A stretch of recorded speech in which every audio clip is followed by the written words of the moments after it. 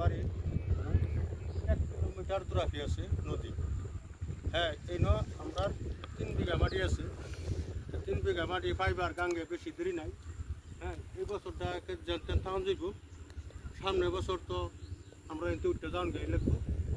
দেখুন নিজের রাজ্যের থেকে বাঁশ কোটা লইয়া বাঁশ টাস লইয়া এই যে গাঙ্গের মধ্যে গড়াল দিছি, রাজ্যে সহযোগ করে না।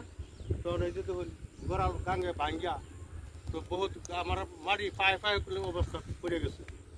কি করি উপায়? রাজ্যের সরকার কত আবৃত্তি জানাইলাম যে আমরা এই গাওড়া উঠতে যাইব গা, তো সরকার কিছু আমরা সহযোগিতা করতো যদি তাহলে আপনাকে বহুত রেহাই পাইতাম। তখন তো আমরা কী করি, আমরা তো উপায়ই নাই। তখন তো দেখতেছি আপনার নদী তো আমরা উড়াই দিই 1 কিলোমিটার দূরাফি আছে। এই আমরা 3 বিঘা মাটি একটা ফিশারি করছিলাম।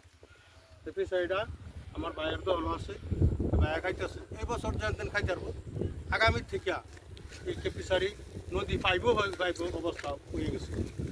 আমরা বিরাট একটা সমস্যা পড়ে গেছে। কী করি আমরা, বাঁচতেছি না। আমরা বাড়ি একটা এক বাড়ি আমরা 3 বার নদী ভাঙিয়ে দিছি। হ্যাঁ, তা আমি হজর ভাই করতেছি, আমরা অসুবিধাতে আছি। তা রাজ্যের টাইনে আমার এই একটা আপত্তি, আমরা আর যদি আমরা সরকারে যদি কিছু একটা সহযোগিতা করতো তাহলে আমরা এই নদীর গড়া খৈনার থেকে বাস্তব হইতাম, আমার এই একটা ধারণা। কিন্তু রাজ্যের টাইনে আমি বহুত কষ্ট করে পানির গড়াল বাঁশের গড়াল দিলাম, গড়াল আইনে বহুটি গড়াল দিয়েছিলাম। 3টা গড়াল উড়াই লয়ে গেছে গা, 10-12টা গড়াল আছে। রাজ্যে যদি আরও সহযোগ করতো আমরা এই গাওটা বহুত রেহাই পাইতো। আমার একটা আশা আছে, চাইছিলাম এই গাওটা বাঁচাইতাম। কিন্তু রাজ্যের কাম লাফারা যায় না। রাজ্যে যদি একটু সহযোগ করতো, এই বছর এই যে 5 বহুত টাকা আগে রেহাই করছে, রাজ্য যদি আর একটু রেহাই করতো তাহলে এই নদীটার থেকে আমরা বাঁচতে পাইতাম।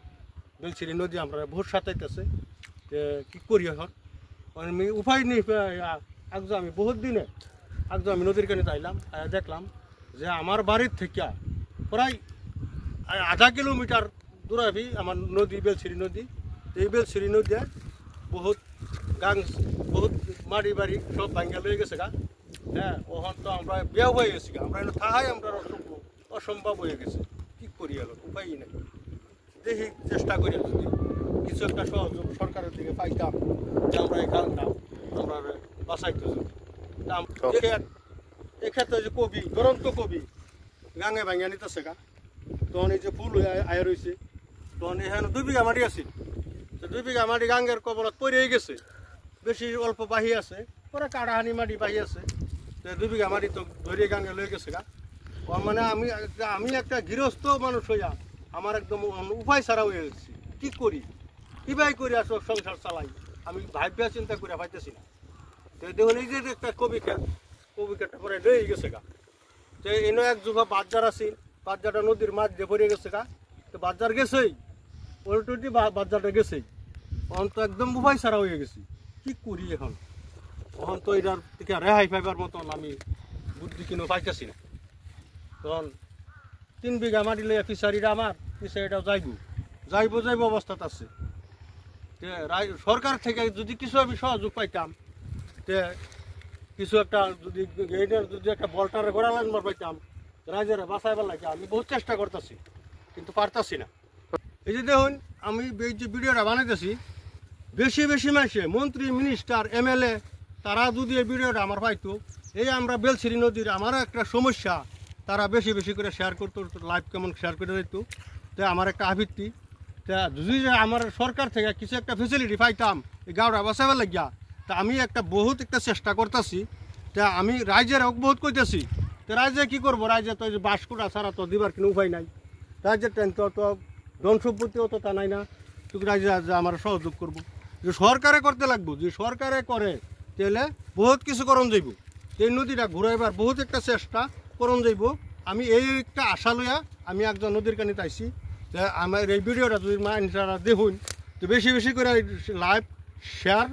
লাইভ কমেন্ট শেয়ার করে যাবেন এই আমার ভিডিওটার মধ্যে। এই আমার একটা আপত্তি, একটা অনুরোধ রয়ে গেল।